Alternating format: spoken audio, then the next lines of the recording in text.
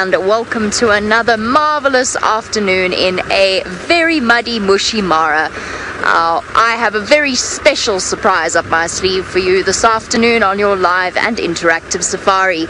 My name is Jamie, and this afternoon Jahawi is on camera with me, and you are watching Safari Live, and I have over a year's worth of muscle memory to undo when it comes to beginnings, but we'll go with it, I'm severely deprived of my this is son.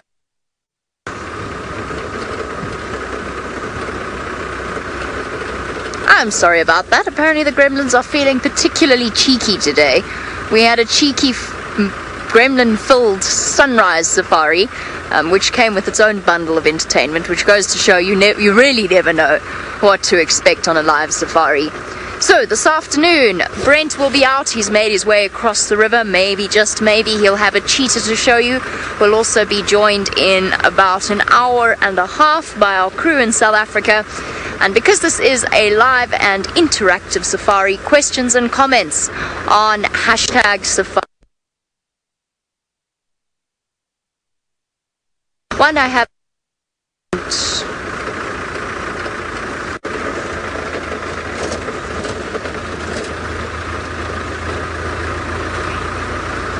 Oh, dearie me. Seems as though poor Pucker's having a moment. What was I talking about? I can't remember now.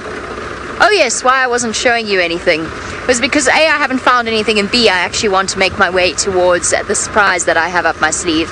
I'm going to tell you what it is because there is a good chance, because they're wild animals and this is live, there's a chance they're not where I left them this morning. But if you cast your mind back to 2 months ago, we had a sighting, Manu and myself had a sighting of a very, very tiny lion cub, yowling, screaming for Mum's attention, and Mum was next to it and she just wasn't really paying it much attention at all, but a really tiny cub. So this morning, having thought that those cubs, having not seen them once since that moment, being a little bit concerned about them, wondering what could have happened to them, I went to the marsh breakaway lionesses, and not only did they have the 4 larger cubs, but there are 3 very tiny cubs with them. 3 2-month-old little bawling bundles of joy. So when we saw that cub, it must have been days old for them to have only just been introduced to the pride, or at least for us to have only just seen them. So I left them this morning very comfortably sitting underneath a tree. I'm hoping they're going to be there when we return. It'll take us about an hour or so to get there. I'm hoping to find some elephants along the way. It's nice and warm, the sun is shining. It's washed away most of the water. I'm sorry, I'm still chuckling. I think most of you, well, yes, apparently lots of people commenting on it tells me, so I might as well mention it. I'm still chuckling, but I am entirely chuckling in good spirits because I know that Taylor's chuckling as well.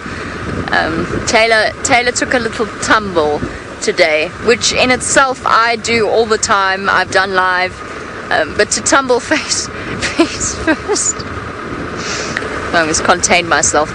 To tumble face first into mud was I think perhaps a Safari Live first.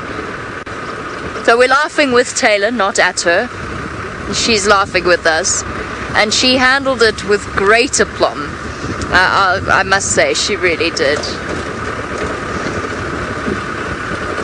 Spath, you want to know if that's why she has the afternoon off. You know, funnily enough, we joked about it. We were going to go out and say, we're so sorry to tell you, but Taylor simply had to have the afternoon to recover her dignity. That, and she couldn't stop laughing. So yes, Taylor is recovering her dignity, licking her wound slightly back at camp. I think she all knows, though, that we've all been there and we've all done that. But I think there's very few of us who have done it live in front of quite so many people, so hats off to her.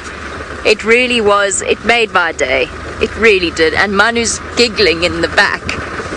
And we had such a gremlin-filled drive that Manu and I just basically drove around here, and every time one of us stopped laughing, the other one would start. And so we giggled our way through the rest of the morning. Taylor. So yes, Taylor's recovering from her episode. You'll be happy to know she's now clean. She says her skin feels very spa treated, relaxed, and whatever else, I don't know, whatever else mud treatments do in a spa. I've never had one. I assume they do great things for one's complexion. Oh, Taylor.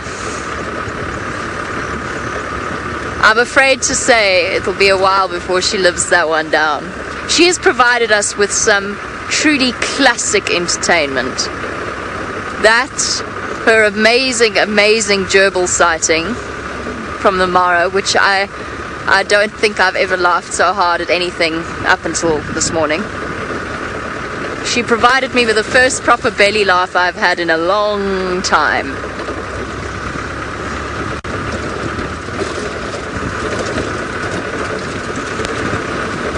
Mac, absolutely. Mac has said that they love it that Taylor can laugh at herself like that. I completely concur. She really took it so well, in spite of her embarrassment, and it must have been embarrassing, but she really did. Taylor's an absolute star. As I said, I take my hat off to her. She really handled it beautifully. Far better than her shoes handled the mud, let's put it like that.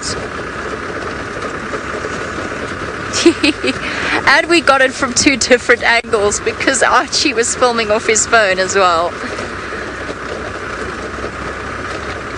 Oh, to have been a fly in the wall in final control at that moment. I promise you I will show you an animal at some point. I'm not stopping. I just don't know where they've all gone. They really, I mean, it is this... Now Megs would like me to mention where Brent and Craig are. I think I mentioned that they are on the other side of the river. They just need to get through the river, and given the amount of rain that we've had, they had to find a crossing that was crossable, which means that they're very busy searching for signal as we speak. So they should be with us shortly, I hope, provided the other crossings are crossable. Oh, thank goodness there's some elephants up ahead. That's what I was hoping for on this hot afternoon. I promise you, I am looking for animals for you, but the fields of grass are bare. It's not the animals' fault. This was a lake this morning.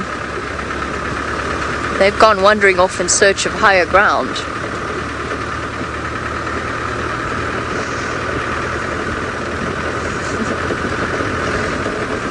Sorry. We're driving quite close to the place that Taylor was, and it's still bringing me a little bit of joy. I did, just so that you know, immediately show her the clip that it must have been about 2 years ago now, where I live decided to move a silver cluster leaf out of the road, and for some reason grabbed the smallest branch that of course snapped, and of course I landed on my backside. So yes, I know that feeling very well. Megs is desperate for us to see it. I have to find it, Megs. I promise I will play it. I will play it. And if there are any viewers who missed the sunrise safari and haven't seen Taylor's fall, I'm happy to play that for you as well, although I feel it's a little unsporting, seeing as she's not here on drive too. But I'll show you mine. It was from a very, very long time ago, but it was with VM. VM is a very laid-back man, and he managed to zoom in. He's definitely one of the best cameramen, and he managed to zoom in so quickly as I fell down on my backside. I'll tell you what, go look at the Ellies and then I'll show you. Of course, Megs wasn't here for that. Let's go watch baby elephants chase egrets. Ah, animals! Marvelous! Had to find some at some point. Lots of animals.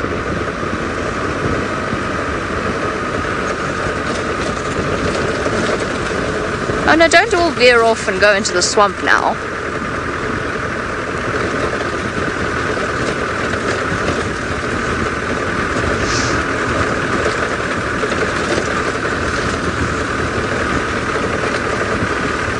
There we go, they're having a drink.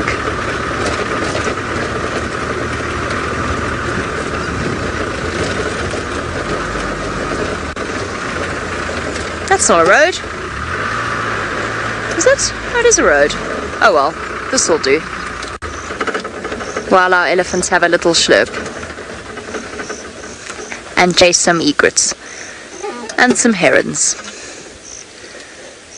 The elephants are having the best time at the moment. There's so much groundwater about that they are just splish-splashing all over the show, drinking on the move. Surrounded by egrets as they wander along. Whoops. That's unfortunate. I'm trying to find this particular... Gotta be careful, otherwise I'll get us kicked off social media for copyright issues. I'm trying to find the one. I'm sure somebody must somewhere have a clip of when I fell over. It was from so long ago.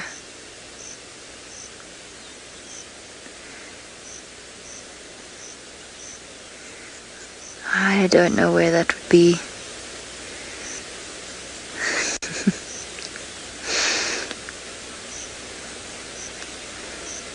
Oh, thank you to Rocky. Rocky's far quicker on the uptake, and has managed to at least share a screenshot of that particular collapse. There you go, the egrets fluttering off. This is always such a beautiful spot to come and visit on drive. We don't spend all that much time here because it's a very sensitive area, so we can't off-road, which means a lot of the time the animals are a little bit too far away, especially when it comes to nighttime and our infrared cameras. But it is one of my favorite spots in the Mara, the Samaki Swamp.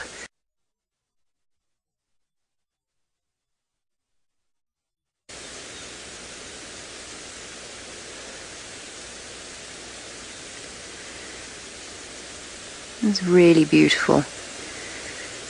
And the tree line, of course, is the Mara River. And opposite that is the ridge. That's where the Ridge Pride lives. That's where Malika currently is, and her two boys. The Bilashaka male lions. Lily, apparently you are amazed at how many birds there are.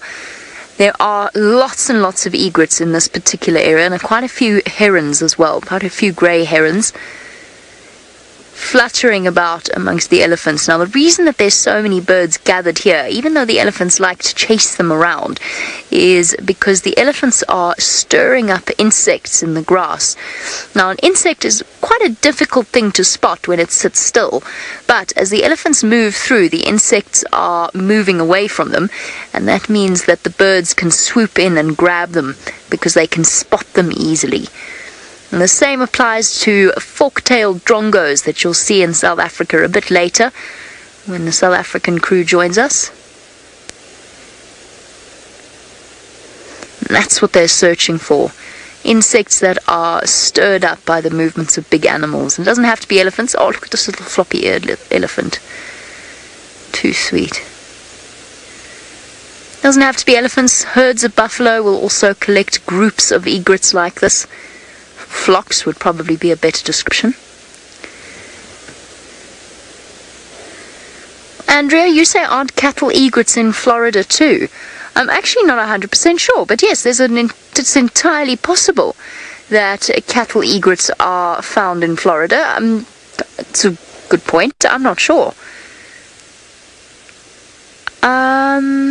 I don't know. Those of you who are in Florida, bearing in mind my one and only trip to the States, I confess, was a 3-day trip in which I spent the entire time in a hotel in Pasadena. Not that I'm complaining, but that's my sole experience of the US. I'm not sure. Are they the same cattle egrets? I wouldn't be... fly in my eye. I wouldn't be surprised at all, but that's entirely possible.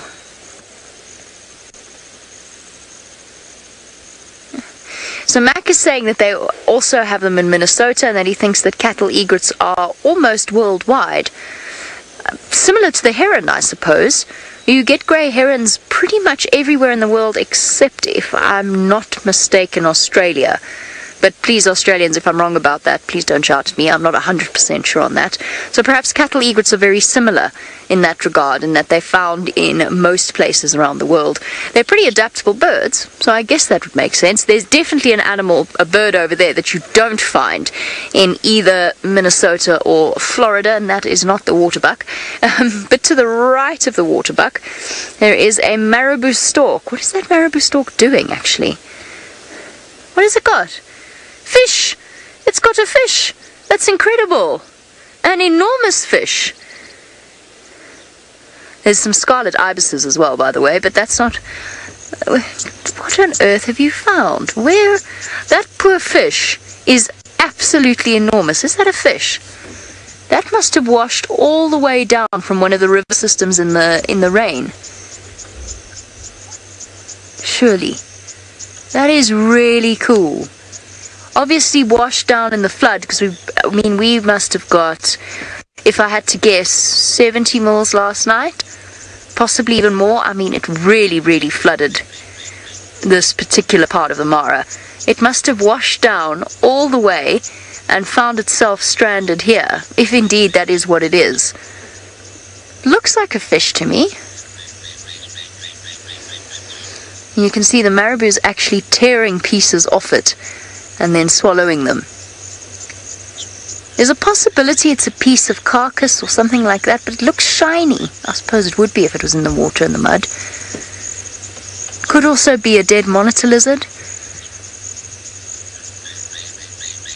I'm not 100% sure what it's got, but I think it's a fish. No, it's definitely a fish. That's definitely a fish. That's incredible. I wonder which particular river system it came from. Poor thing, it's huge. Doesn't look like a catfish either, although it's hard to tell. Ah, that is interesting. We are far away from any of the big rivers. I mean, the Mara's over there, but it hasn't come from the Mara River. This is washed down. Which one would it have come from? Because the luggers do have water for a large part of the year, but they also dry up regularly. Now, for a catfish, that wouldn't be a problem. They can go deep beneath the mud, and they can coat themselves in a mucousy sheath, and they can actually survive in that manner even when their water holes dry out. I'm fascinated. I would love to know where this fish came from, unless it took it from somewhere. Footer, apparently you think it does look like a catfish. Or it could easily be. It's difficult to tell at this distance, and I'm also looking through quite a small monitor, so I could easily have missed it. And of course, you get different species of catfish, but I just didn't see the protrusions on the end of the face. But it could easily be a catfish. I could so easily have got that wrong. Pardon? I think it's a catfish. Okay, Jahawi's saying he thinks it's a catfish as well. That's so cool. I mean, not for the poor catfish, obviously. Just to make that clear. It's not so cool for the catfish. But that is really cool for us.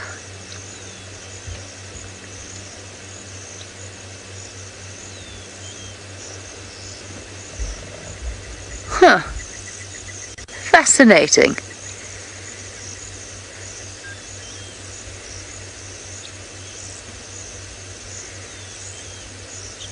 Sassy B, that was my next train of thought, which is absolutely what you're thinking along the same lines. You're thinking maybe it could have been dropped there by a bird.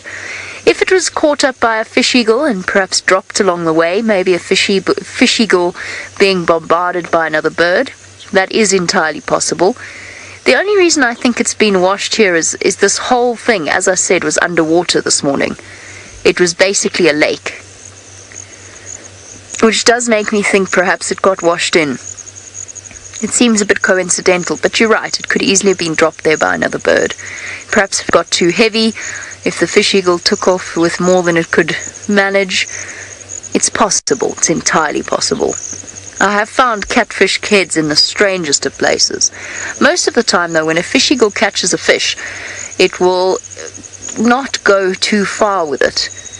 But maybe if it was disturbed for some reason. Interesting to watch the marabou in the way that it's eating as well. Obviously, it can't fit that entire fish down its throat and swallow it whole. So this whole process is a tricky one. It involves, because it can't really slice, involves grabbing it and then tearing chunks off by shaking the fish around.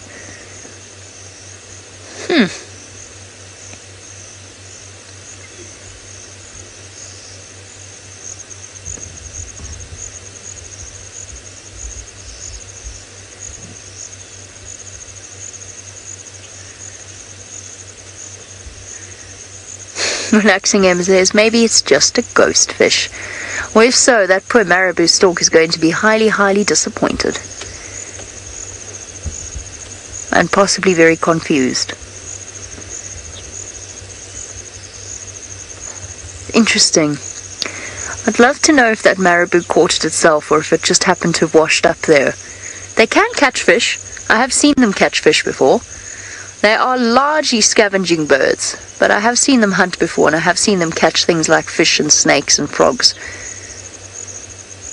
You can see it spreading its wings, I think to provide itself with a little bit of extra balance as well.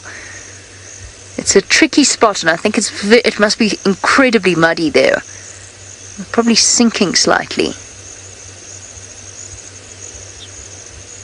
And a Marabou Stork is a big bird. It's almost finished now.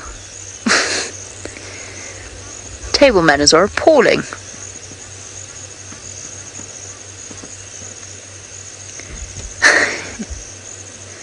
Don't sink, don't sink, don't sink, don't sink.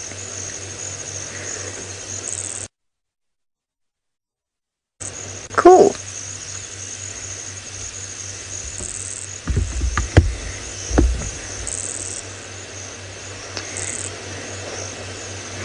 Now, Palin thinks that Marabou Storks are so ugly and yet so beautiful at the same time. In this, and for me to say this is an unusual thing, but in this I would say that Marabou Storks are ugly. Full stop. I'm not sure I would say that I suppose in flight there's a certain elegance. I would say that they're awe-inspiring, they're massive, they are graceful in their own way, except when they're eating dead fish. But I don't know that I would ever call a Marabou Stork beautiful. They are pungent, but I'm more than happy to accept your opinion, because a lot of people think warthogs are very ugly, and I think warthogs are quite pretty. The same goes for ground hornbill. I think ground hornbill are quite pretty birds, but they apparently are quite ugly, according to quite a few people. That was fascinating. Shall we go on and see if the lion cubs are out and playing? It's still a little bit early, it's still a little bit hot, but let us continue onwards and see what we can find.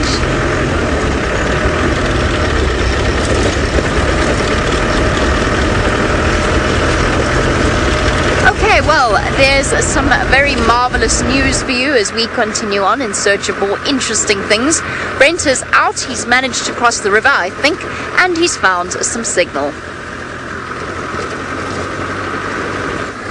Well, I found signal is what I found, and yes, Craig, aka the Batman, and myself, Brent Smith, have had quite an interesting journey to get to the area we want to work in this afternoon. So we are going to be here till Friday in the Cheetah Haven, as I like to call it. There's so many cheetah around this area, and I know there's a few viewers who are very excited that we're now back in cheetah country, and there's one very special viewer who knows exactly who she is, and she'll know that I've got my red blanket to keep warm. So that's for my our very special viewer who generally is only on the afternoon safaris. So yes, we set out from camp at about 1:45 this afternoon, and normally we would have been able to go check into Oloshaki, drop off our stuff, get comfy, and then head out on the sunset safari. However, today, as we approached double crossing, we crossed the first crossing, no problem. And then I had to do this.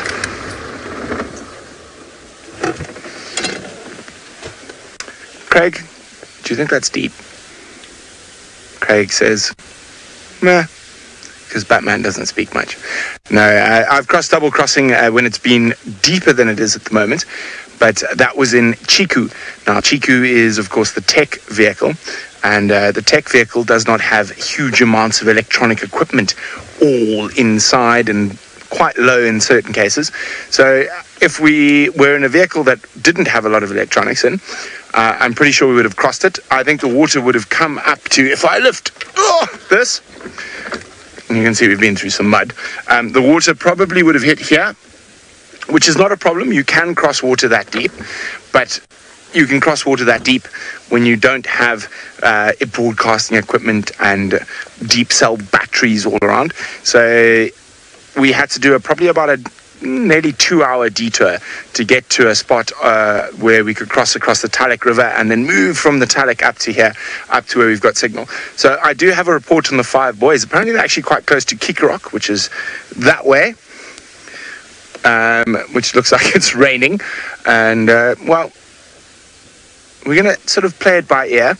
I think, you know what, I know a lot of people have been asking, and I know a lot of people will be quite excited about this, but a couple of weeks ago, probably 2 weeks ago, we found an ostrich nest for the first time, and that's probably only about a kilometer or two from here.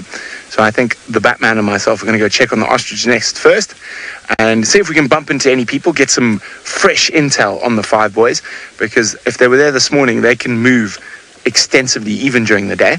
But we are in cheetah country, so within 2 kilometers of where I am at the moment, in the last time I was out here, I've seen, I forgot to tell you, we actually saw Malika and the 2 boys. They're doing splendidly well. They are unfortunately in a gremlin valley on the wrong side of a flooding river at the moment, but in this area we can expect to see possibly Niala and her young boy, Mushipai, Imani, Amani, and what other cheetah have I seen across here recently? Anyway, we've got about 6 or 7 different cheetah outside of the 5 boys that we see regularly in this area. So Kissinger's, okay, there's Roan Hill, there's Survey Hill, there's Kikarok. Kissinger's is probably about 5 or 6 kilometers in that direction. So what I'm going to do is I'm going to shoot up towards the ostrich egg nest, where Niala and her young boy have been around a lot, and we don't know what's going to happen. And I forgot, also, if you have any questions for us. Sorry, I'm in such a rush trying to get into signal and after crossing the flooded rivers. I do have a video of crossing the flooded river. I'll have to share that tomorrow. But hashtag Safari Live if you have any questions for us. But let's go back to Jamie, who's been doing a sterling job holding the show till we manage to get across those flooded rivers. Well, we have something to show you now, and it's easy to hold the show, as it were, when you've got all sorts of exciting things happening. And in this case, there are so many elephants around this area that one of the things I'm hoping for this afternoon is to find you a group of them having a bit of a mud bath. With the sun beating down and it is quite warm, I imagine that there must be a group somewhere taking full advantage of the water that's around. And this particular female, with her mouth full of grass, has already had her mud bath by the looks of things, as has her youngster with her. There you go. Some dried up mud on the top there, so she's obviously been throwing it across her back to help to cool her down, and of course basically to block out the harsh effects of the sun. That's one of my favorite things in the world, to watch elephants playing in mud. It really is. It's the most entertaining, especially little ones like this, when they get really fully involved and they lie down and they roll about in the mud.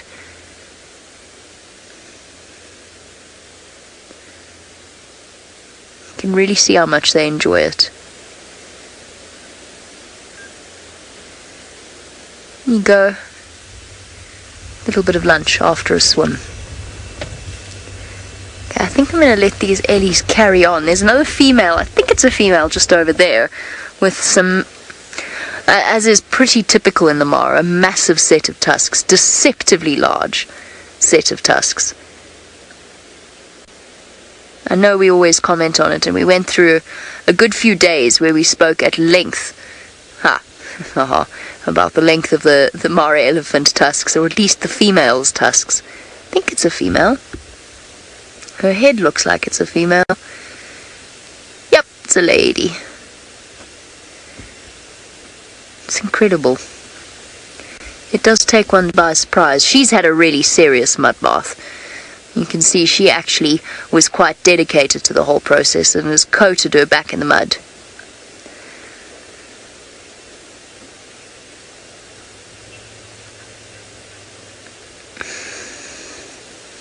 Ah. Joy, you have potentially stumped me here. Now, Joy's question is, which direction did elephant evolution go? Did it go from Asia to Africa, or the other way around? And I'm not sure. I actually think it might have gone from Europe in both directions.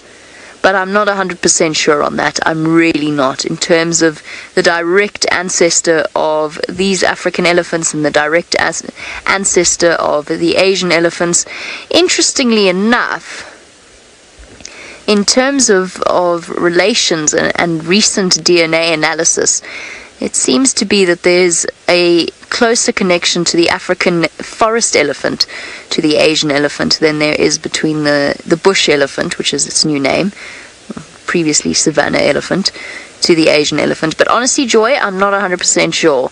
I'd have to double check that, or I'd have to look that up.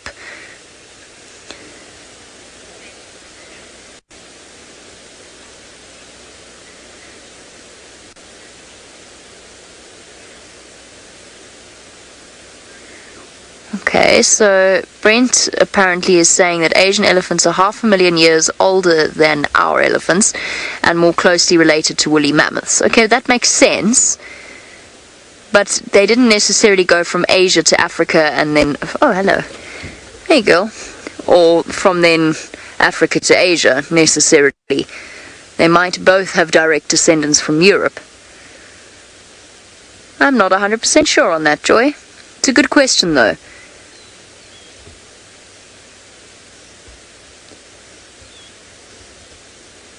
It's interesting how the different species of elephants have evolved, and we compare them to something like a rhino, where in exactly the same place you've got the oldest species of rhino and the youngest species of rhino in terms of evolutionary history. So the black rhino being the oldest and the white rhino being the youngest in terms of when the period of time that they've been around in the form that they're in. I want to just go up ahead because I can see some more elephants, and I'm still hoping for a mud bath. Not for me personally. I'm hoping to watch the elephants having a mud bath.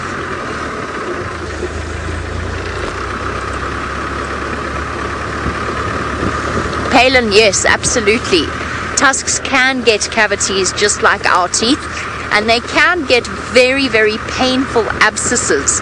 Now you can imagine, those of you who've had toothache, those of you who have experienced the utter mind-numbing agony of an infected tooth, you'll know just how uncomfortable that is. Now imagine having that in a massive tusk, that not only have you got the really, really deep root system, there we go, these Ellies look a little bit like they've just had a mud bath.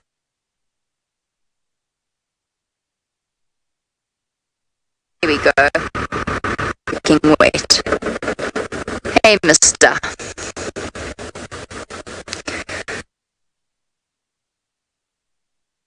Where elephants have all of a sudden become unduly aggressive, and it's later shown to be due to a crack or something in their tusks, and it's become infected and formed an abscess. Now you can imagine on a regular tooth, now imagine on a tusk-sized tooth like this. Now imagine for an elephant that has a 60 or 70 kilogram tusk, and what it must feel like to have that utter agony with the weight of the tusk on top of that. You just imagine how agonizing it must be. So for the most part, like human teeth, obviously they've got an outside layer, and often elephants break their tusks or crack their tusks, and for the most part it's pretty harmless because it's already dead substance. There's no nerves or anything that can get properly infected. But if that crack extends up to where the tusk inserts into the mouth or into the top jaw, that is where it really becomes painful. So a break like that, nothing serious. Elephants break their tusks like that all the time. But I happen to know an elephant called Riff Raff who recently had a problem with his tusk for that exact reason. It's very uncomfortable. And it was a case where, if I remember correctly, not so long ago, a male elephant with an abscess in its tusk actually ended up killing 2 people. Just so utterly incensed by the sheer pain. And imagine, as a human being, you know what's going on, and it's still agonizing. Now imagine being a poor elephant who doesn't quite know what's going on or how to end it. There's no antibiotics necessarily for it unless it's spotted. It must be excruciating. And their root systems obviously run far deeper than ours do. Ooh, gives me the shivers just thinking about it, actually.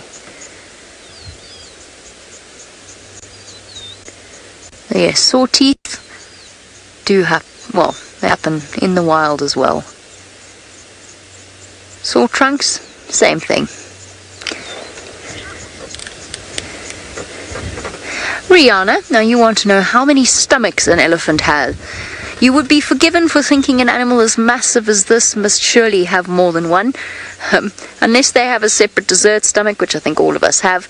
No, they only have one stomach, and a large portion of their digestive process happens in the intestines, and the bacteria will break down the cellulose, which is obviously a massive portion of their diet, which makes them tremendously gassy. So they are hindgut fermenters.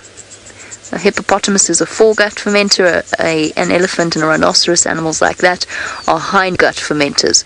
It is, we spoke about this yesterday, we call it an inefficient way of digesting, which isn't really very true, because nature does things in her own way. It seems inefficient because they defecate out about half of what they ingest. But there's a reason that they are that way, and it means that they can eat and eat and eat and eat and eat and eat and eat and not waste energy trying to suck nutrients out of food that isn't all that nutritious. So they get what they can out in the easy way, and then out the rest goes. A complete opposite approach to something like a ruminant, which has a 4-chambered stomach. Or, as is popularly termed in textbooks, of 4 stomachs. It's not quite 4 stomachs. So just 1 stomach per elephant. Quite a large stomach, quite large intestines, but only 1 of them. So I tell you the story of the all-nighter that we did the other night before a rehearsal. Elephant came to visit us while we were settling down for the evening, and we had all the covers down because it had been raining and we didn't feel like waking up to put them down. An elephant came sneaking up to us and said hello, played with the rain covers a little bit, and then, remember how I said it produces copious amounts of gas? Well, he released a large amount of that gas, which then gently permeated into our rain covers and filled the car with the smell of elephant. It was lovely. It was actually quite nice. Deposited a couple of large piles of dung, and then off he went.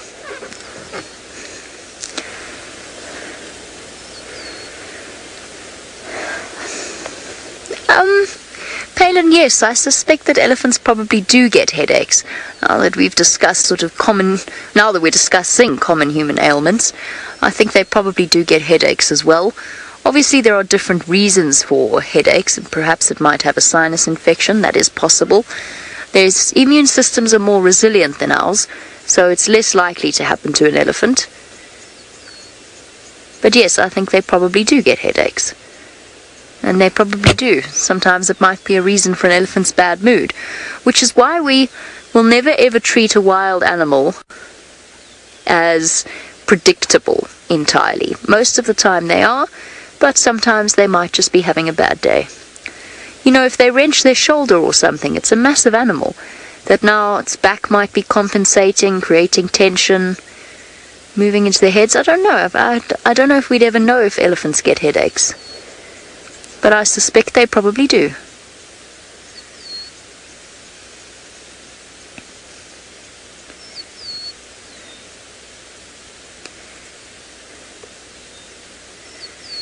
Okay, as our elephant feeds peacefully, probably without a headache, at least I certainly hope it doesn't have a headache, let's go across to Brent, who is across scouring the other side of the river, and I think he might have found a clue. Well, we have found a clue, and it's not a track in the sand, it is a group of vehicles. Now, the 5 boys were seen at Kissinger's, which is, I say, about 5 kilometers from here, but that many cars around that bush. Now, that particular bush, I can tell you stories about that bush. And who was with me? Jahawi. Jahawi can also tell you stories about that bush. I think Jahawi and I spent 2 full days with the 5 boys. Or one of those full days with that bush, and one was at a bush just behind us.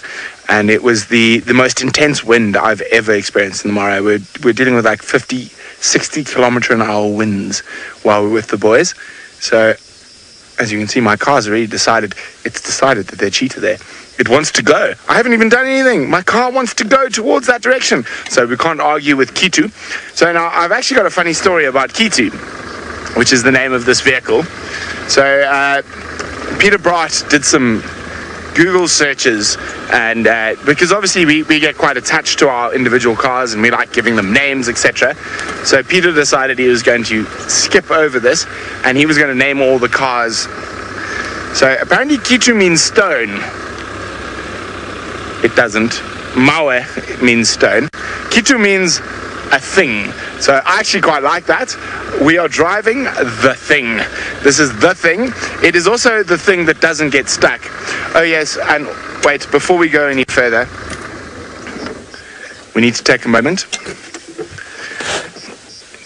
to remember Taylor McCurdy, who fell on her face this morning. Not only did she fall on her face, she fell on her face while she was stuck.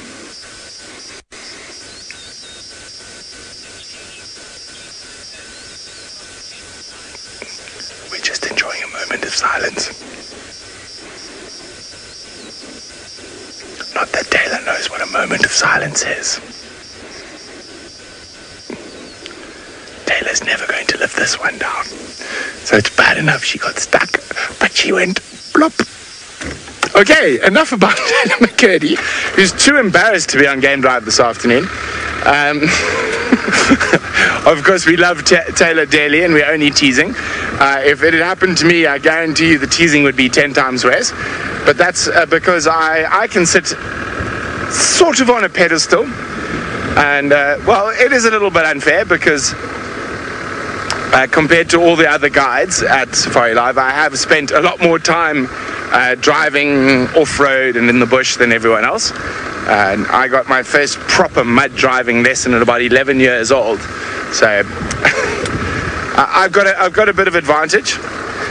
But if you don't use your advantage, it doesn't count. I'm just going to warn Megs that I'm probably going to lose your comms as we go through this dip, but you should still have our picture. Now, I've spent a lot of time in this area, so I do know that there are some gremlin spots, and you have comms gremlins and picture gremlins and all those different things.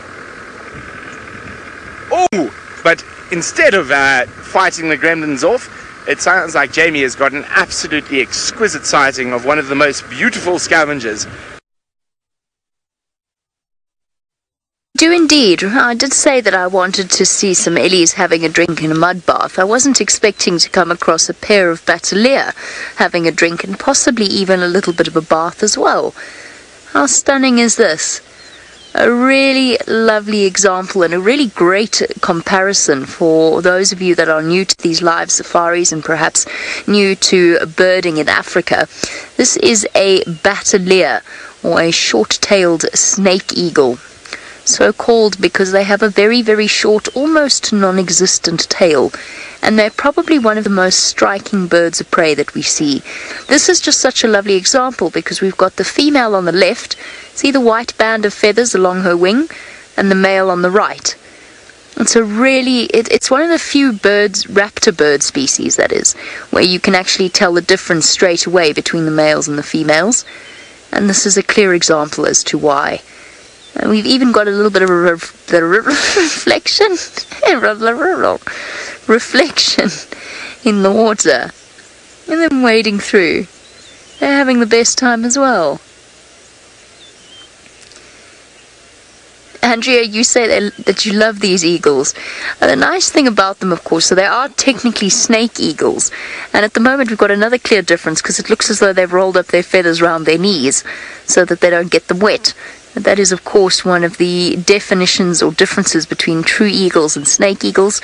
The true eagles having feathers all the way down to their feet, whereas snake eagles will only have feathers halfway. But he really does look like he's rolled up his shorts, doesn't he? So that he can put his feet in the water. Aww, a little bonding session between the two of them. I wanted to sneak up a little bit closer, but I was scared that they were going to fly away. Ungainly on the ground. Oh, there we go. Yes, put those feathers back in place. Now, Palin, you want to know if there's a reason for their short tails. And I think in this case it is because they don't need to change direction as often. I'm not sure, actually. I've often thought about it. I've been told it's for increased agility. But then you see certain incredibly agile hawks that chop and change the angle of their tails in order to chop and change direction. Well, I think it might be the fact that it doesn't actually need to do that. So it does, I guess, reduce friction. It does give them a very, very distinctive flying style, rocking from side to side. They're quite unbalanced, actually, when you watch them in the air. Or at least the lack of the tail means that they've had to adjust their flight style. So they do rock backwards and forwards. This is so pretty. So sweet. This is a moment that you don't often get to see with a male and a female on the ground like this. A rare little moment of raptor intimacy.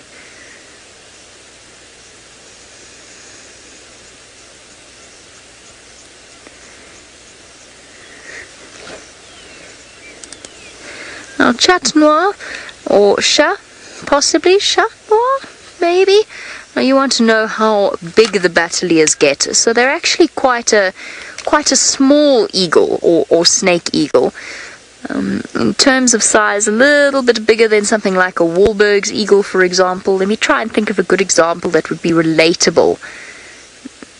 What would be a good size comparison?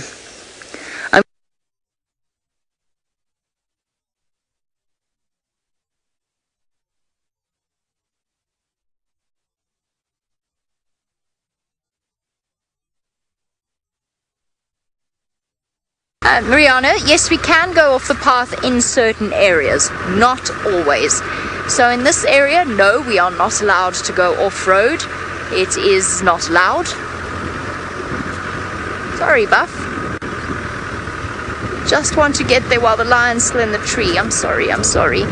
So in this particular area, we are not allowed off-road. It is a high-use area. It's also ecologically quite sensitive. Which means that while we could probably off-road, they can't make exceptions for us, and then nobody else can off-road here, and it's a little bit unfair. So we don't off-road here. There are certain areas that we can off-road in, and certain areas that we can't off-road in. And in certain circumstances, she's still in the tree. There are areas that we can off-road in, but won't, due to the impact that our vehicles will have on the environment. So it's not necessarily just playing by the rule book. If we don't think it's right, we won't do it. This lioness is in the tree. That's why I was in such a hurry to take the short crossing as opposed to the long way around. It was a bit sticky. Nothing too serious. Oh, clunk, clunk. There's other lions lying down, as lions do. I think the little cubs might be there.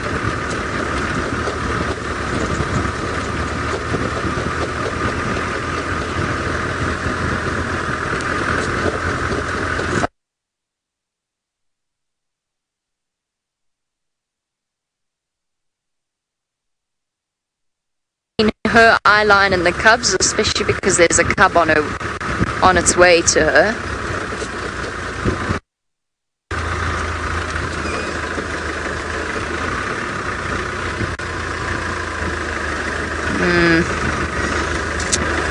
I don't want to park between the cubs. Ah, but her head's hidden.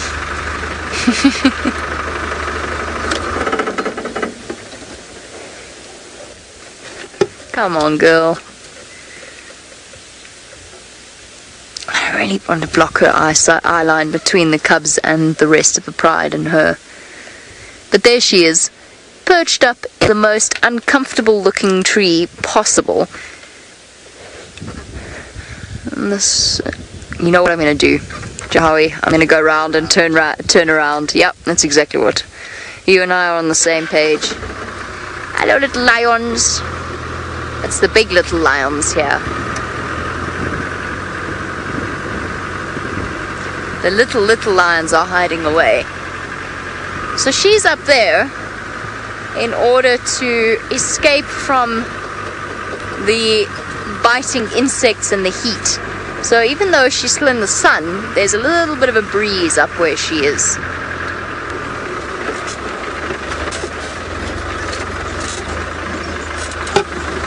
Oh, these roads. Bump, bump, bump. There we go. Now we must be happy. I won't block the little cub from coming to join Mum up in the tree. There we go. How cool is that? Now, for our new viewers, you will notice other vehicles time every now and again in the sighting or in the background. That's just because this is a reserve where there are lodges, people can come and drive themselves. So lots of people move around this area. So lions can climb trees, as is pretty clear. They are cats. They are not quite as good at it as leopards are, but they're relatively competent. As someone who's fallen out of many a tree in my time, I know better than to criticize their tree climbing skills. Not quite as agile as a leopard, though. You can see how hot she is, panting away. Joey, I think those vehicles might have seen us go across. What do you think? I think so too. Judging by their sudden and very rapid movement direction in that crossing. She's going to come down. Sorry. Well, she was about to come down. She was showing every motion of coming down. Are you staying? Coming or going? Coming or going?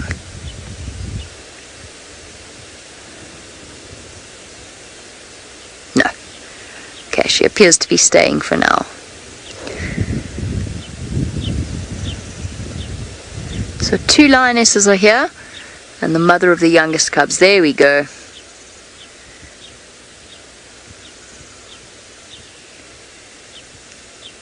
See, a leopard would be long gone. She's got to be slightly more careful. There we go. Graceful. 10 out of 10.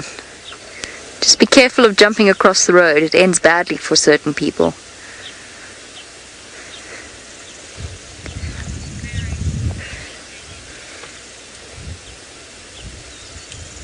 Megs, I don't know if you want to, I'm sorry to hold off on this, but she is walking towards the cubs. I don't know if you want to stick with us for that little moment of greeting. Sorry, I didn't catch that, but I assume that was a yes. She's going to walk straight towards them, and then we can just enjoy the moment of greeting, because the two of them are sitting perched so sweetly waiting for Mum. Actually, might not be Mum. Or Auntie.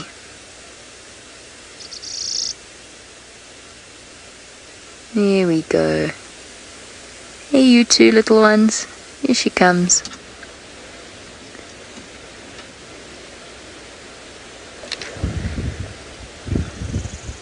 Or she could just ignore them completely, you know. Whatever works.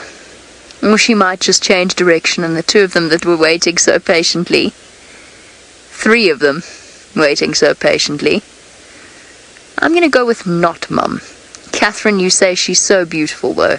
She is, isn't she? Oh, there we go. There's a little bit of a head rub. But in terms of enthusiastic greetings, that one wasn't quite what I was expecting. Little cub looks a little snubbed. She's gone to greet her pride mate. All 3 lionesses are there. So this might be the mother of the youngest cubs. We'll have to wait a bit to figure that all out. Hopefully the little cubs will come out as it gets a little bit cooler. Now, speaking of it getting a little bit cooler, and the fact that the rain is probably already on its way in our direction, I think while our lions settle down in the sun, let's go across to view some cheetah who have already found the rain.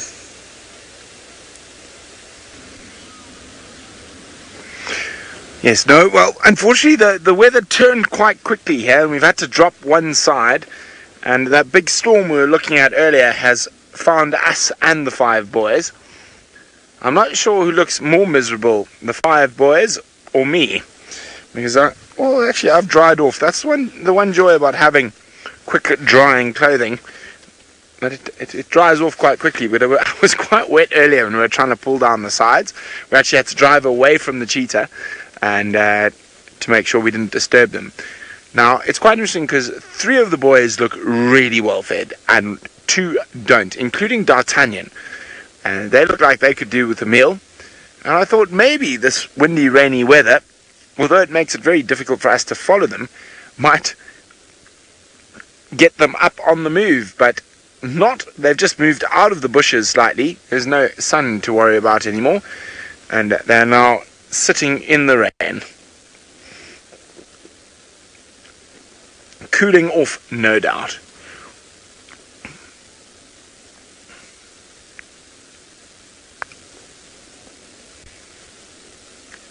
It seems like, oh no, I don't know. I thought the worst of the rain might have stopped, but I take that back. It looks like we only dealt with the initial burst of rain. I think the worst is still to come.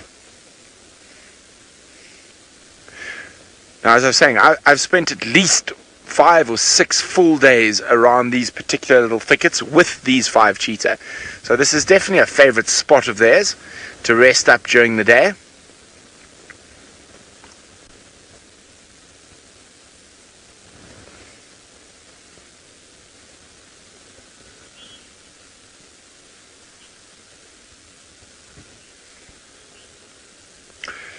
Vino is wondering how safe we are in these open vehicles. Well, Vino, I can guarantee you I'm safer than if I was driving down a highway in the US.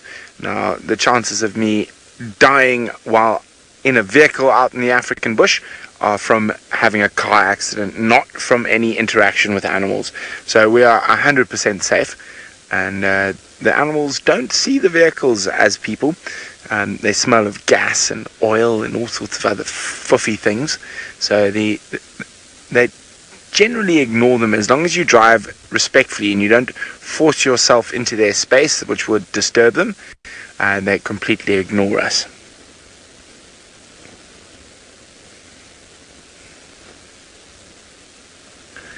Now, of course, the wind and the rain are normal friends at this time of the year in the Mara, as Taylor McCurdy found out about where you should and shouldn't drive. But sometimes this weather does promote very good hunting conditions for the big cats. So strong gusting winds like this and a little bit of rain cools it down. It means they're able to move a bit easier, and of course the gusting wind enables their scent to be sort of slightly dissipated, but the most important thing is the sound of their movements is completely gone, because this high wind will not let the potential prey species hear them as they thunder towards them.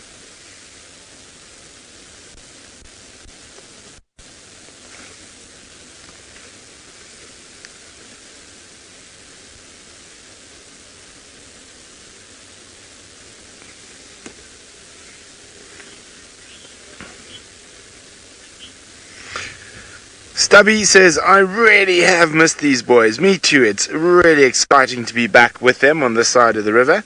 It has been a while since we've been back across here. And of course, we are on a live African safari, so you don't know what could happen at any moment. And there could be an unsuspecting baby topi that meanders in the wind. There are quite a few wildebeest around from the loiter herd. So we're going to play the patience game right here.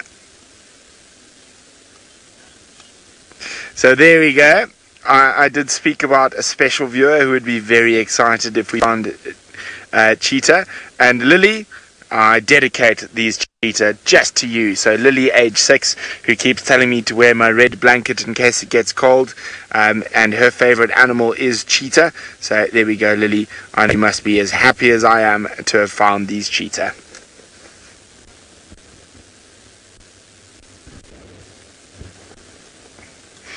Now, we can only hope that they get up and get on the move. I am hoping that the rain pushes a little bit further to the south of us, but the one thing I have learnt since I've been in Kenya is don't try and predict the weather. It will send you wrong quickly. I'm just going to do a quick little zoot reverse so you can see.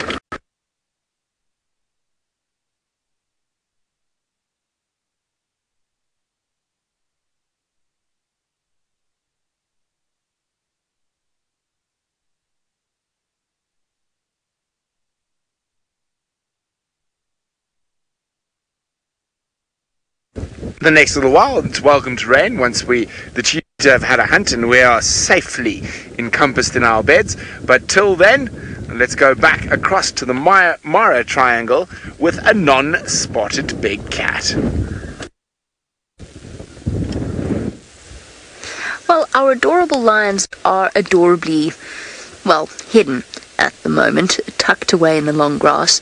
And we can see that one of the little cubs is suckling away. So these are the 4 cubs that we saw playing with the game drive blanket not all that long ago, tugging it backwards and forwards and having a grand old time. And they belong to 3 lionesses known as Jicho, Kili, and Akini, who are all part of a marsh breakaway pride, or one of the marsh breakaway prides, marsh breakaway 2s if I'm not mistaken. So they came from the famous Marsh Pride that was famously filmed across in Musiara Marsh. So that's where these lions come from. Now, we've got the 4 older cubs. I promise you there are 3 tiny cubs. They must be hidden away at the moment. They are very, very young, which means that they are not always with the rest of the pride. A lot of the time they will spend hidden away in their own den site, fast asleep and well behaved because they're too young to know any better, and wait until mum goes to call them.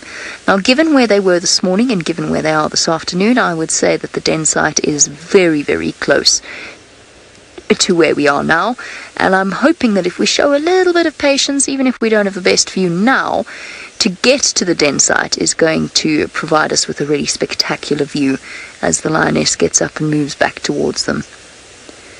And hopefully we'll be able to figure out who's who in this particular pride. Jicho meaning eye, she's got very, very bright, clear orange eyes. I have learned to recognize her, and I've learned to recognize Kini, who's got very tatty ears. But I'm not sure who fits in where in terms of mothers of the cubs. That is one thing that I'm still trying to figure out, because I have never seen the mother of the youngest set of cubs in clear daylight. I know it's not... Oh, hold on. I'm relatively certain... No, I'm not. I was about to say that it's not Jicho, but I'm actually not certain of that. That was a different sighting. I am, in fact, talking utter nonsense. But that's the plan, is to wait and see whether or not she goes to fetch the youngest set of cubs. I'm very excited about that. I really wanted to show them to you this morning, and we couldn't because the gremlins were attacking and the ground was getting mushier and mushier. I've also just watched, a little bit earlier on, I just watched about 3 warthogs walk past these lioness. Close. They didn't even lift their heads. Hey, ladies.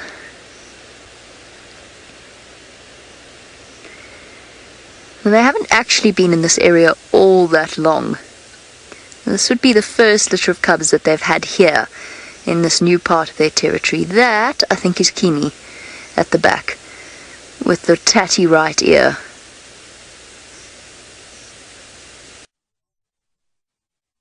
I think I'd know if I saw her, though. I'm pretty sure that's her.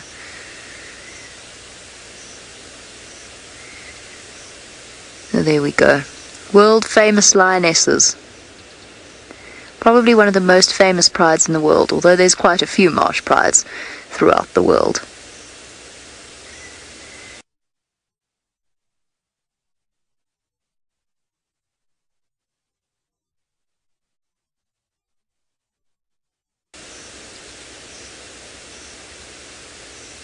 And don't forget, questions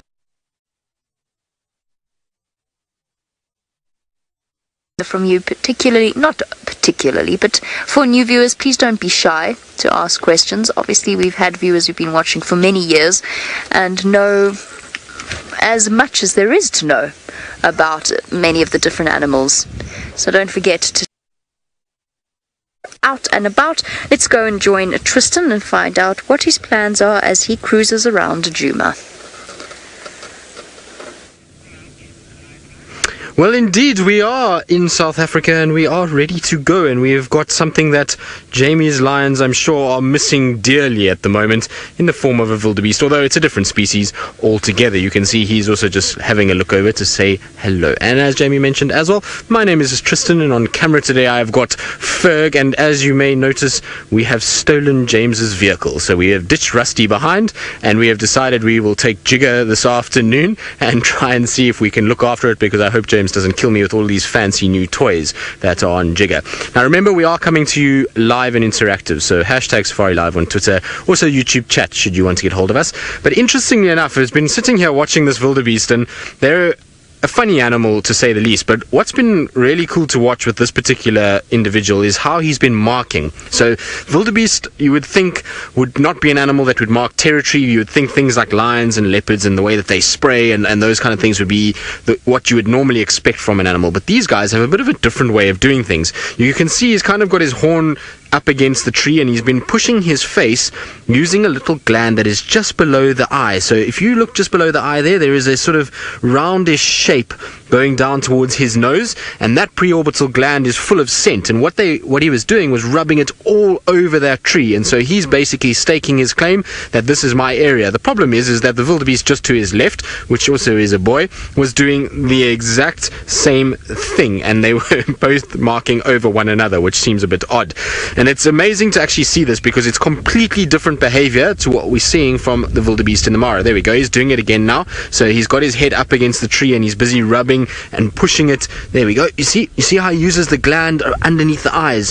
So he's not rubbing really his horns that much. It's more that he's trying to put that gland all over that tree. Any other wildebeest that's going to come past is going to smell it. And I was saying it's different from the wildebeest in the Mara, and the reason why is because our wildebeest here tend to be not nearly as migratory as what we see from those wildebeest. These guys tend to set up territories within an area that they feel like there's food and water availability, and then try and keep females within that section to be able to dominate, because the amount of females in this area is so much less. Whereas in Kenya, because these massive herds move around and there's so many females, and the males can then just compete when a female comes into estrus, they don't have to set up a territory in quite the same way that these guys have to do. So it's very, very cool to see the difference between the species over in East Africa and those that are down here in South Africa. But I think what we're going to do is probably probably leave our wildebeest to be on their own. I want to try and find the rest of the herd, because there is a brand new little baby that I saw 2 nights ago that is in amongst the herd, and there was a number of other females that were looking heavily pregnant, and so I think that maybe, just maybe, we might find a couple new ones within the herd itself. And there's nothing better than a couple baby animals, and particularly wildebeest calves. I quite like them. They're much lighter in color and very, very cute, so we're going to try and see if we can find them. Of course, other than that, I think this afternoon we're going to head probably down towards Chitwa, see if we can find any signs of our naughty little friend Hosanna, who seems to have been on many adventures over the last couple of weeks, and so we'll try and see if we can find him somewhere. But while we do that, I believe Noel has found something that maybe Hosanna will like to hunt when he's a little bit older. Tristan, good luck in finding Hosanna. I hope you do well. You are the leopard whisperer after all. And indeed, when Hosanna gets a little bit older, some of these kudu might be a good size for him. These females might be a titch big, but a big male leopard can take down a small giraffe, so you never know. Good afternoon, everyone. I'm Noelle, and on camera, I've got Senzo. There's the 3 fingers. Hi, Senz. I hope everybody's good and enjoying their day or their evening, depending on where they are. It's turned from a bright and sunny day to a very, very cloudy afternoon here in the Sabi Sands in South Africa. Oh, and now our kudu have disappeared, our little cutlery of kudu, as it were. Of course, there they are, just peeking through the bushes with their disruptive markings striped beautifully across their body. That white is really sticking out on that one female that we can see there. Now, the theory behind those stripes is that it's striped that way because predators see in black and white and shades of gray in vertical striping, as far as I understand. Now, I'm always curious to know how they manage to find these things out. I had an optometrist once as a guest, and she was describing some of how the eye functions, because we were talking about predators' eyes at night and how they take the light and it reflects back off their retina and then out again. But as far as the vertical banding goes with the black and white and shades of gray, her and I had a long discussion about it, but she's not quite sure where they found that. So I'm sure someone very smart discovered it. I don't know if any of you that like to look for papers for us has anything like that. I would love to see a paper on any of those eye issues, but issues isn't the right word. Conversations, as it were, about predators. Okay, my plan for the day, I'm not quite sure. I'm hoping maybe Tundi starts moving away from her den site. We can maybe get a view of her. Shadow is in Little Gowrie. She was near Treehouse Dam there inside of Little Gowrie, not our Treehouse Dam, their Treehouse waterhole over there with her youngster. Tingana I have not heard anything about today. The Talamati Pride is up in Biffleshoek. They have killed a buffalo near Hunter's Rest Camp, so we won't be seeing them. Unfortunately, they don't usually come this far south either, but I was crossing fingers and holding thumbs because I haven't seen them in a very long time. Nothing from the Nkuhumas that I've heard, and nothing from the Sticks that I've heard, and that male lion is still somewhere in a nets south of Chitwa, so maybe Tristan gets lucky on his journey over to Chitwa Dam. You never know. So maybe we'll do a bit of birding. It's not bad weather for birding, but I'm going to carry on towards the Mulwati and see what we can find. Now, we have James Hendry, who is out and about on his own 2 feet, so let's head over to him. Yes, well, I'm glad not to have borrowed anyone else's feet out here. Hilarious Sunday afternoon joke. My name is James Hendry. I am indeed on bushwalk this afternoon with my friend Ian here. Ian is an impala. More accurately, Ian was an impala. Viam is on camera. Hello, Viam. As Viam's unusually large thumb, he's been cleaning his ox wagon today, so his nails are a little grubby. Don't worry about that. Now, the reason I picked up Ian, of course, is because, well, I'm going to do a quiz with you. I don't often do quizzes with you, but in order to introduce the hashtag Safari Live in the YouTube chat stream, I'm going to ask you to tell me, what do you think killed this? And how do you know? Hashtag Safari Live or on the YouTube chat stream. You can give one word for the animal responsible for the death of this impala, and you may have 3 words to tell me why you think it was that animal. Okay, there we are. There is the brain of the impala, substantially larger than many of the human beings I know. Excellent. So that was an impala. Our plan this afternoon, while you think about that rather remarkable quiz I've given you, is to head down into the valley over here. Rexon is fairly convinced that the mating leopard pair of an unknown male leopard and the Ingrid Dam female are somewhere around here. We saw them the other day. It was very exciting indeed, and they've been sought after ever since. There were brief sort of reportings on the Bush Telegraph that they were somewhere near the western boundary. Earlier today, they were not seen here. Rexon is convinced that they are going to go in their exhaustion, because cats get very exhausted when they are in love, down to Treehouse Dam, where we think they will possibly have a drink. So that's the plan there. VM is now walking backwards, so if suddenly you find yourself looking at the sky, it's because VM has fallen onto his backside and is unable to keep the camera upright. We make this a bit easier for him and walk next to him. Okay, so that's the plan today. Now, somebody just... Ooh, there's an elephant. Let's talk quietly. Come, VM. There it is. It's quite far away, just across the drainage line. If it could hear me at that distance, I'd be seriously impressed by its ears. Let me just check the wind. Yes, still southeast, blowing perfectly for us. Looks like a young bull on his own. Has decided to eschew the comforts of home. Oh, there's another one. Come with me, Vumpy, if you don't mind. This is a perfect way to view elephants because they're across a drainage line, which means we don't have to worry about them sort of rushing towards us across open ground. We can get a nice aerial kind of view down, look down on them. This is what Rexon spotted. Rexon is on security detail. I thought he was indicating that he'd seen a bird, but his flapping arms when he did this meant obviously the ears of an elephant, not a vulture. So there they are. Ooh, there are quite a few of them. You just go over here.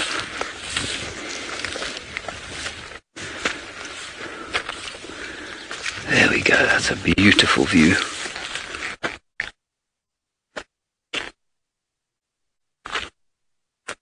Shall we go up onto the termite mound? I think there's a really nice view there.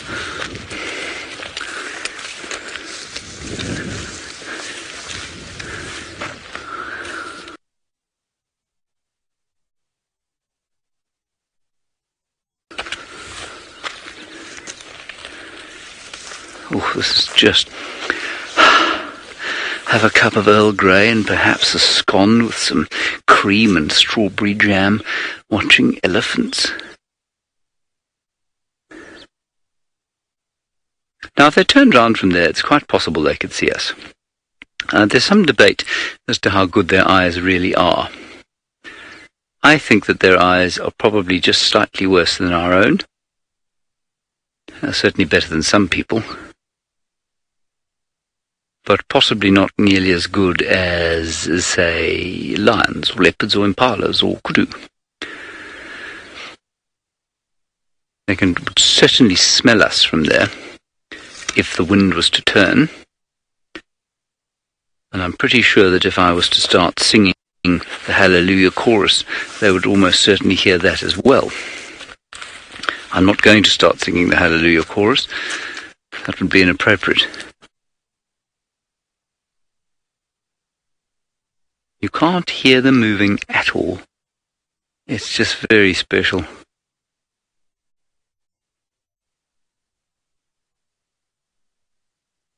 Isn't that gorgeous? All right, well, we'll sit here and see where they go. While we do that, I believe that Noel has got a trager leopard for you. Middle-sized one. I didn't quite catch James's words there, but I've got a cousin of a cutlery of Kudu. We have some Niala. The only cousin of Kudu and Niala that we don't get here is a Cheetah. Cheetah you'll see sort of up in I can't talk today, in the large swamp that is the Okavanga Delta. We get Niala, we get Kudu, I said before. We technically get eland, all in the tribe Tragelaphanae, which means spiral-horned antelope. And then, unfortunately, the Cheetah. And the Cheetah is actually something I have not seen yet. I worked up in the Delta for a while, and I visited up there a few times, but I have yet to see a Cheetah. It's on my list, that is for sure. There's a couple other wet marshes or swamps that you would see them in. Now, part of the spiral-horned antelope family, what you're going to see there that Senzo's showing so nicely is that track-on-track walking, where they put one foot and then the next foot directly in the same spot to minimize the noise. The other thing you will notice is the striping along the body. For some, like the Niala and the Kudu, it's very apparent. Oh, and the bushbuck. Sorry, we also get bushbuck. That's also in the family. I knew I was missing one. And then also the white under the tail, as well as the very, very large ears. Now, they've moved again into some thickets. Nialas are interesting. Kudu prefer more thick areas.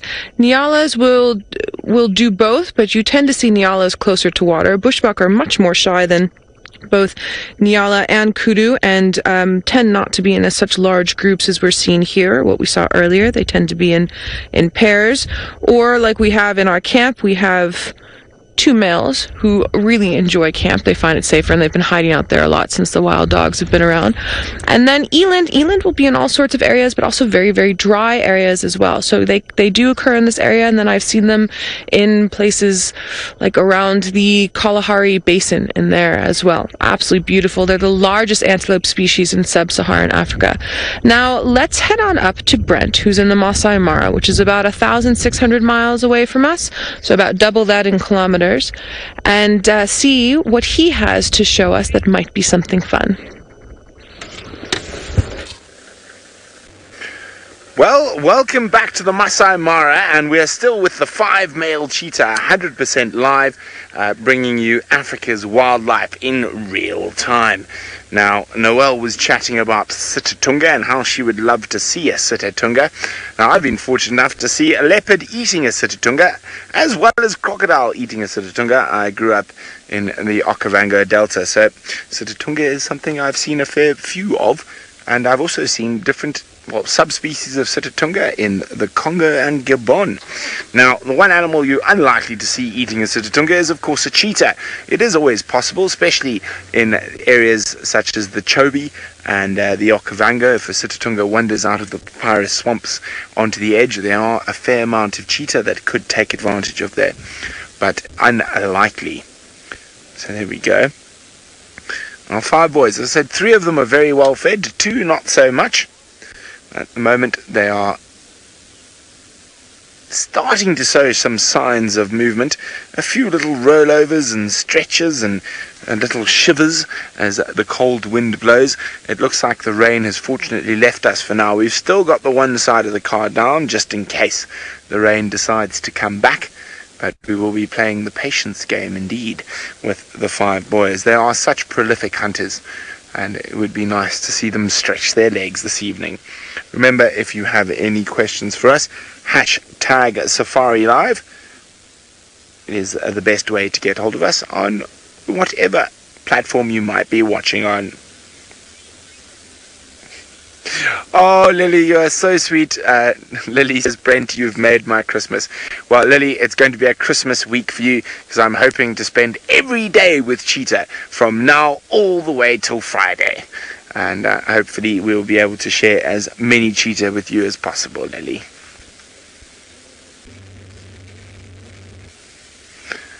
Now, they are quite lazy at the moment, but I say there are a few signs that they might be starting to get mobile. So hopefully they will get mobile in not too distant future. Sorry guys, we are live. We can't talk right now, we're live. Megs, can you give me a moment? Can I go to someone else, please?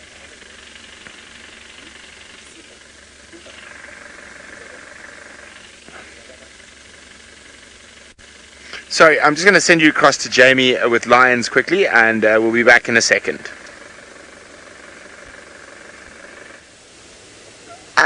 So our lions are sort of looking a little bit more awake, but I think that might have just been to move to a cooler spot. That, if I'm not mistaken, oh, snapping at flies, that I think is Cheetah. Hard to tell at this distance. I think that's her. Oh, she's so irritated. There's obviously a real biting fly problem there, and it's just driving her nuts. Must be so irritating. Well, actually, I don't know why I'm saying it must be so irritating. I know exactly what it's like, and it is irritating. And they come and bother us as well at exactly the same time. Ah, let's see, we have a well-placed vehicle in the background to our shot as well. Or will. Come on, cats, the rain is coming. The rain is coming soon. But I really, really want to show everybody your brand newish little cubs. Especially because we were there for that traumatic, or slightly traumatic, heart-rending moment of that tiny cub squealing away. Sort of calling repeatedly with a very big voice for a very small thing. And when we saw it, it must have been... Let me try not to exaggerate now, because it's one of those things that happens to one's memory after it must have been about that big, I would say. I mean, it was really, for a lion cub, it was really, really small. It could only have been, I think I guessed at the time it was about 10 days, or under 10 days old. Its ears were still flat to its head, so they hadn't actually peeled away from the skull yet, or lifted up. Kiza, do lions eat plants? Only very occasionally, so they are obligate carnivores. The vast majority of their diet is meat, and it has to be that way. They do, however, occasionally eat grass, usually when their stomachs are feeling a little bit upset. They've eaten something that disagrees with them. Perhaps they've got a chunk of a hoof or bone that's a little bit too large to break down, and then they will eat grass, and then shortly after that, most of the time, they will then throw up. So they are not in any way herbivorous or omnivorous. They are obligate carnivores. They have to eat meat, just like dogs and cats have to as well. You might occasionally see a lion chewing on fruit, but it's very unusual. They don't really like it. It's not on their menu at all. And it's not a smell or a taste that attracts them. She's very pretty.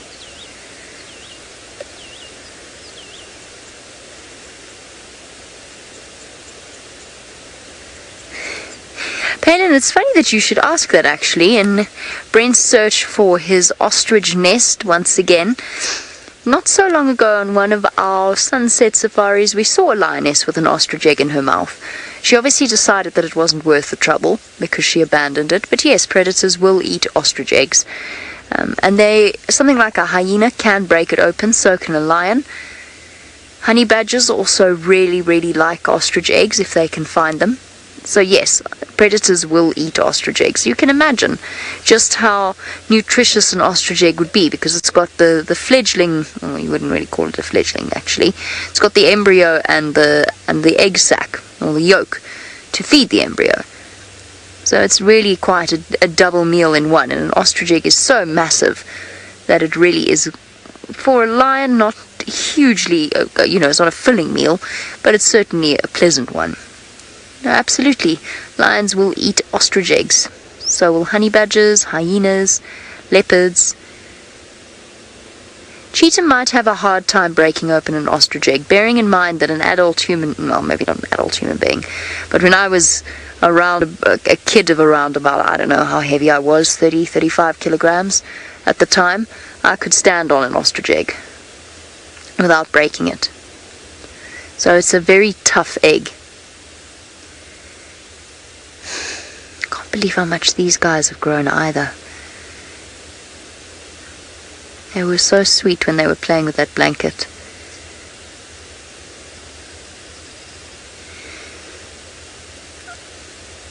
So the fun story of the Marsh Breakaway Pride is that Kini, who is one of the younger females, the youngest actually in this group. Now Kini apparently was the daughter of Lippy. Now Lippy died recently. Lippy was quite a famous lioness. What is she seen? Sorry, what is she looking at? Buffalo? Or is there something smaller? She's definitely looking at something. Warthogs. She's looking at warthogs running around. Can you see them there, Jahawi? Straight over the top of my head. And running towards us, potentially. The lioness is now up. She's moving towards them as well. Can you see them there? There we go. Two little piggies. Oh, she's got quite a distance to cover. I think it's the same two little piggies I drove past and asked them where their mothers were earlier on today. I don't think I was live at the time. But I did drive past two little piglets and wonder that they were so far away from Mum.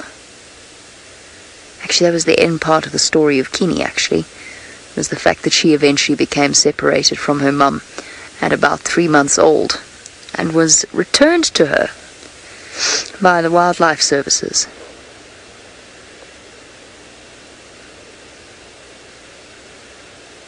Okay.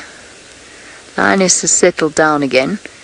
It remains to be seen, generally speaking, in these situations, the piglets are the ones that actually make the mistake and go running towards the lion. So while we wait to see how this plays out, let's head back over the river to Brent to see if the rain has let up.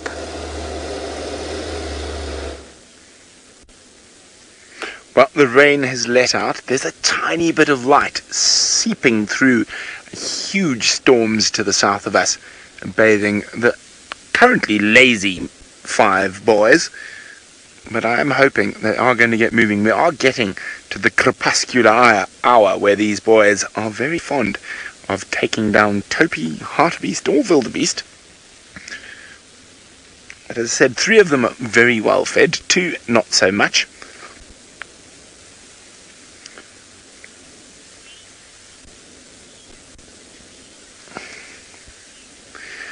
Now, Deidre is wondering, will Cheetah climb a tree? Now, you've already seen tree climbing lions today, so yes, they will. A male cheetah in particular, they do climb trees. They like to scent mark up in trees. They're, however, not nearly as agile as a leopard, but they are more agile than lions when it comes to climb trees, but they generally prefer trees that are quite easy to climb, so they don't take on vertical trunks too often, but they will climb a tree if the mood takes them. And quite often cheetah like to defecate quite up high and scent mark up in trees, so yes, they will climb trees, but again, not nearly to the same effectiveness as a leopard.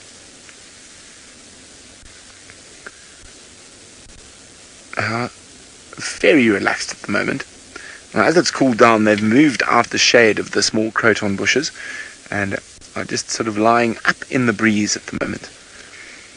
Now, I'm guessing from here they're going to head towards the east, which is their general route from here.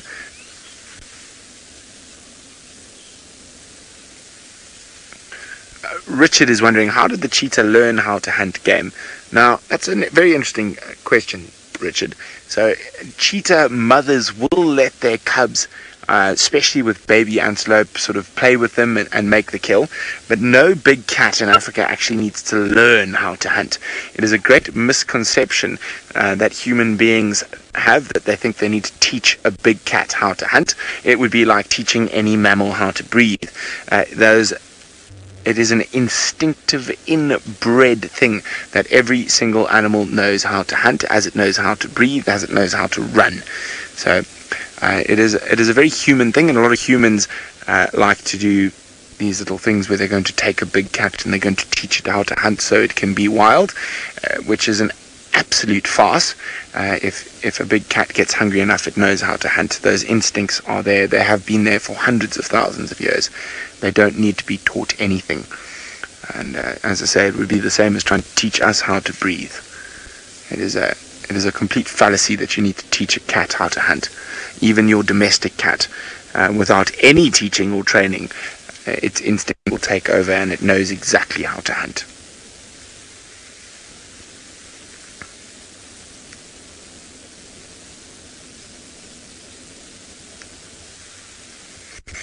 At the moment, they are not too interested in hunting, though. They look far more interested in having a snooze. But that's why we sit with the big cats and play the patience game, because those momentary bursts of energy are absolutely incredible to behold. And, well, I couldn't think of too many worse ways to spend a Sunday afternoon than in the company of 5 male cheetah, even if they're relaxing. It is quite a relaxing time to be sitting with them. Now, someone who hasn't quite learnt the art of relaxation and is always quite a busybody is my good friend James Henry. Let's see what he's busying at the moment.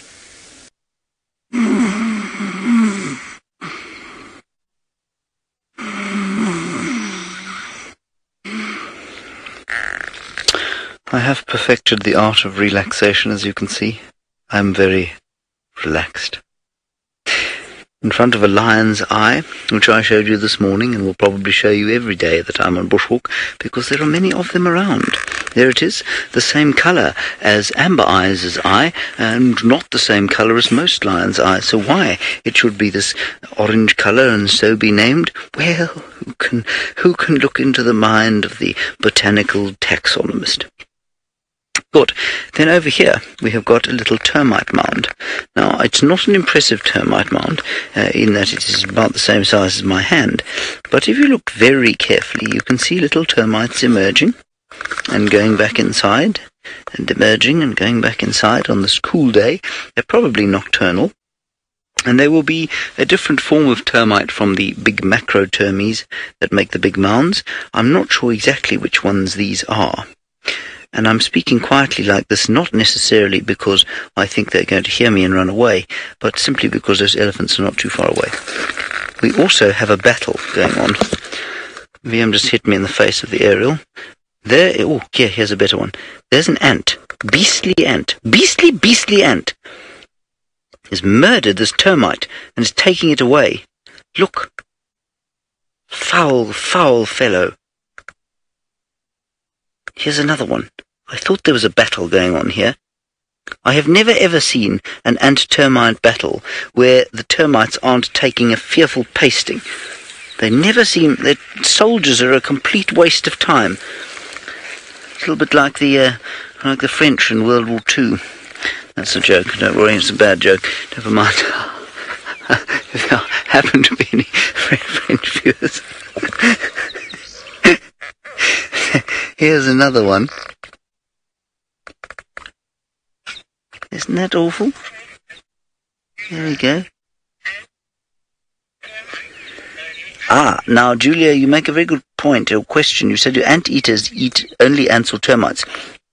I'm not sure about the scaly anteater of, the anteaters of South America, for example, but an aardvark, for example, which is thought of as largely a termite eater, will in fact eat ants mostly during the summertime and the other way around. No, ants in the winter and termites during the summertime. So they will absolutely eat both, and ants probably more so than termites. And the same goes for something like a pangolin, which has a long sticky tongue to dig into the ant nest. Here, look, here's more brutality going on here. All of these things being carted off. Then another predator has come onto the scene. A little wolf spider. It's gone. Unless it's hunting me. There's a little wolf spider. Here it is. He's just over there. See him there, Vim? I think he's a wolf spider. And I think you'll find that he will grab a whole lot of termites and ants. He will hunt the hunters and the hunted. An uber predator at the micro level.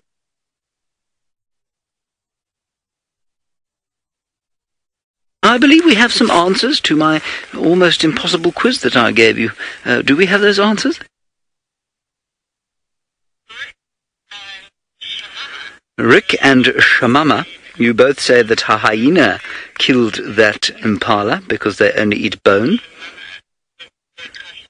And Shamama, you say they crushed the skull to get to the brain.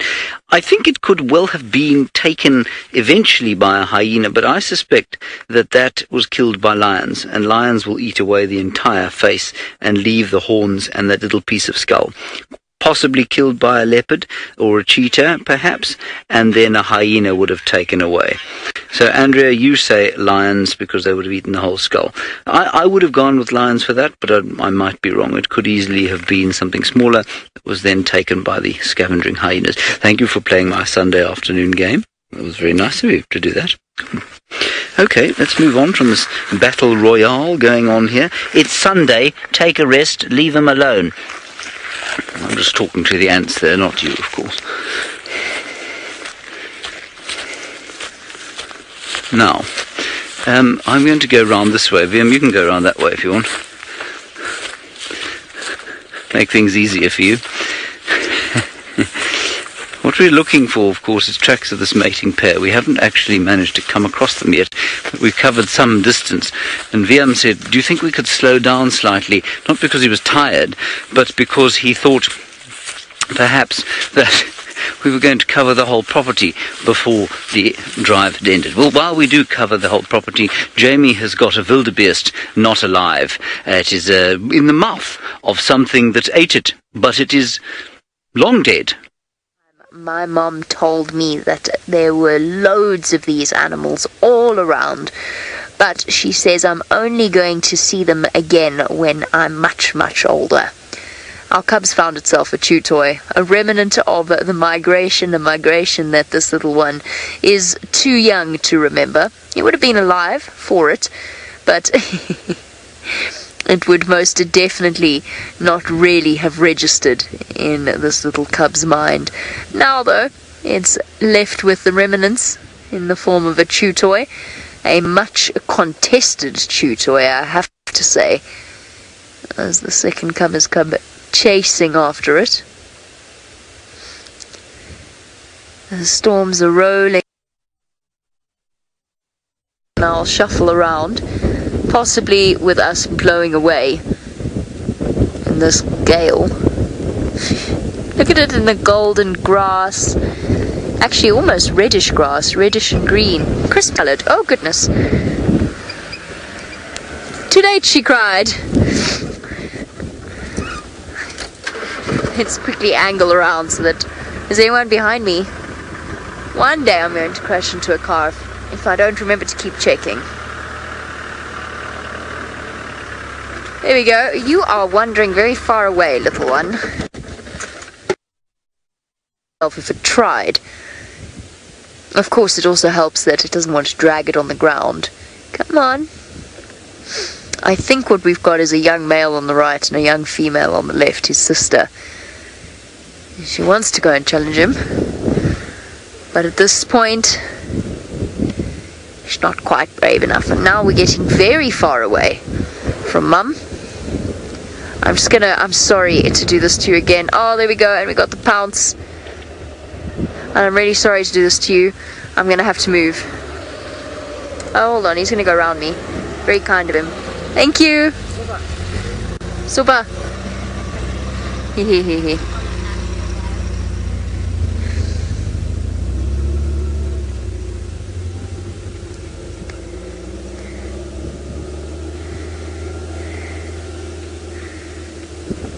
A tool.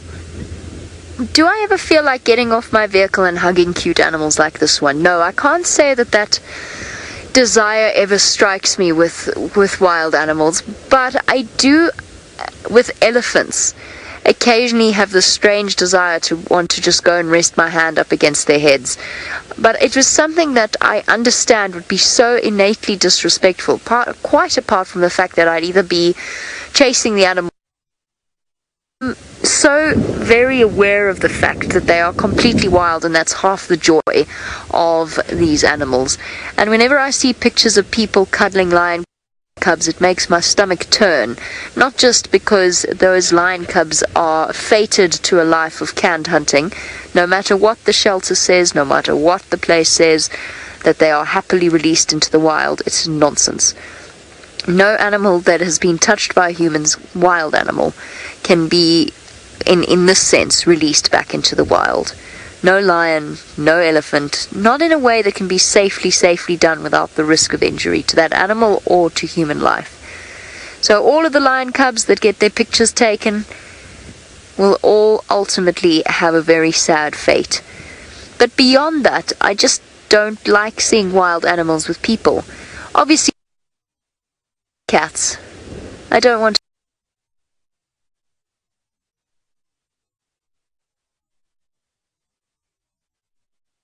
to go and cuddle lions. Right, we're going to send you across to James, speaking about being on foot with the animals. Let's go and find out whether he's got any desire to go and cuddle the ones he's walking around.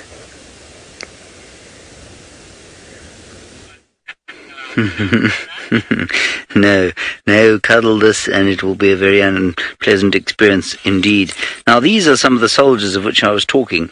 Although they belong to different species of termite, this is the macrotermes, the big fungus-growing and mound-building termite, and that is a major soldier. You get smaller ones called, unsurprisingly, minor soldiers, and then you get major workers and minor workers, which are just different sizes. And these chaps have been guarding one of these holes here, and it is my firm belief that this hole, you see its curved nature, I think that is a hole that has been dug specifically for a termite alate emergence. In other words, probably not today, I'm not sure that it's warm enough, but after the rain, when the soil is soft, the alates or flying termites come to these little emergence holes, and they have a guard of honor around them formed by those big soldier termites, and off they go. And it's always, I keep saying this, but maybe there are one or two new viewers who haven't heard it before, but it's my favorite part of the termite's life cycle. It's like this sort of enormous celebration of the whole purpose behind the work that goes on in this termite mound, the countless hours, countless numbers of eggs, some 25,000 of them a day are laid sometimes by the really big queens. Whoops, Fiam just nearly fell on his bottom. And it's all for this time when the termite alates come out of these holes and they fly off in those enormous clouds of gossamer wings, often at sunset when the light is the most beautiful, and then they find each other. They find a male or a female, depending if they're male or female, and they try and start a new mound. And of course, it's also covered in a sense of tragedy because, well, probably 95 to 99% of them will never mate. They'll never manage to meet a mate. And even those that do and manage to get themselves that far under the ground will often not survive to create an amazing mound like this because they'll be eaten. They're such a rich food source. So quite a celebratory, natural event, but one tinged with a little bit of sadness at the same time. Goodbye, termites. May you have a wonderful afternoon. We are going to carry on. Julia, just before we leave these fellows, you want to know how long it takes for them to build these mounds. Julia, it's difficult to say. And it's not difficult to say simply because I'm ignorant. It's difficult to say because so I don't think that a mound this size has been continuously occupied by only one colony. It's an enormous mound, but it's my guess that this termite mound is probably around about, let's say, 50 to 100 years or so. I have seen sort of a mound about half of, no, not half, I'm going to say about a tenth of this much soil deposited over the course of a year. So I think that it's probably about 50 years, not 10 years. And the reason I say that, of course, is because there's a huge amount of erosion that happens in the rain. So although, yes, they can certainly make them, they can make a certain amount per year, a lot of that will get washed away during the rain. Now, I'm very excited to tell you that in Jigga this afternoon is Tristan, who you've met, and he's now got the mobile microscope working, and he'd like to show you Sunday beetle.